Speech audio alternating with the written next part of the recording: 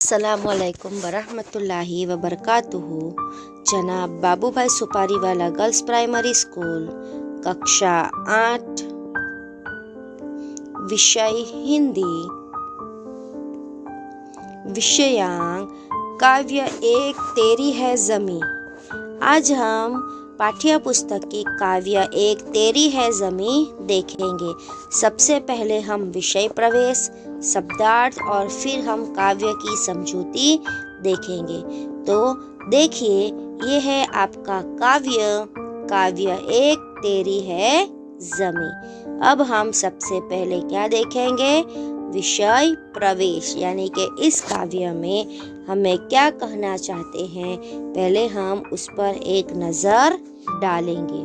देखिए, जब हम संकट में फंस जाते हैं और उससे छूटने का कोई उपाय नहीं सूझता, तब हमें ईश्वर की याद आती है।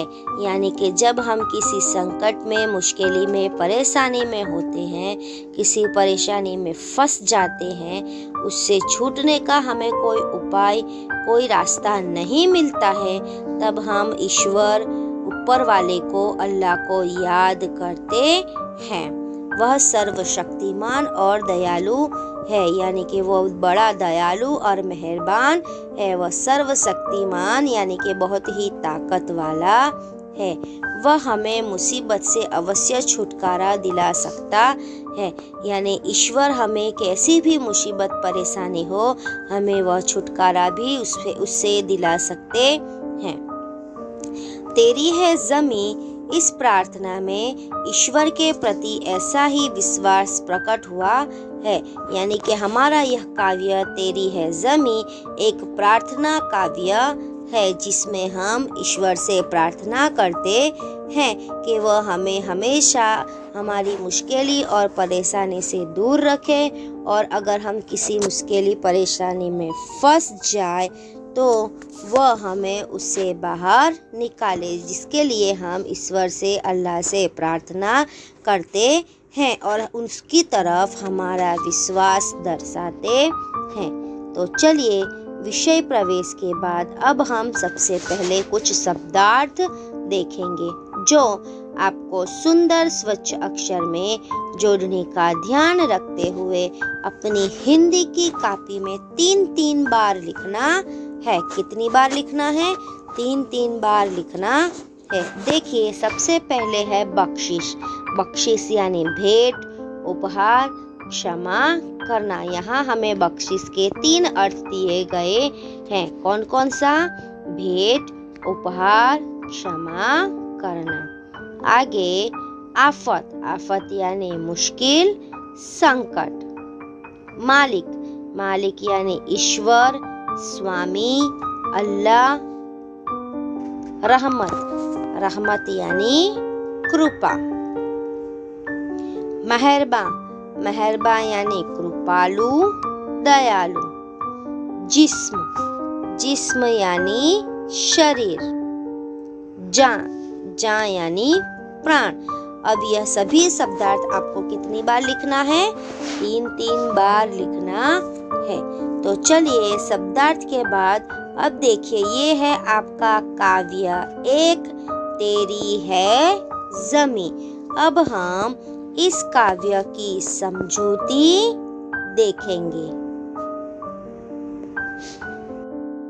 तेरी है ज़मीं, तेरा आसमां, तू बड़ा मेहरबान, तू बख्शिश कर। सभी का है तू, सभी तेरे, खुदा मेरे, तू बख्शिश कर। अब हम इस काव्य की समझूती देखेंगे। देखिए, तेरी है ज़मीं,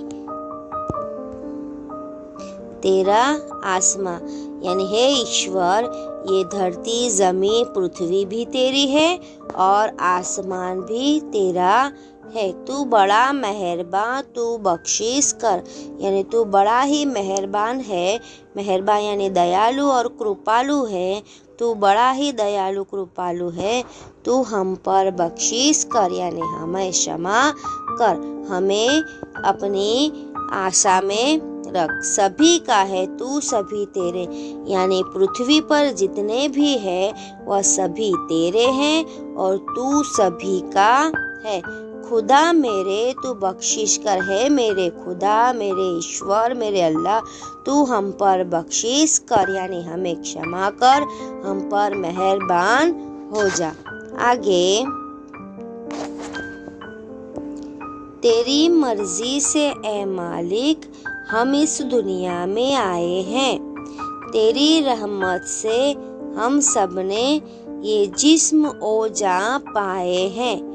तू अपनी नज़र हम पर रखना, किस हाल में है ये खबर रखना, तेरी है ज़मीं।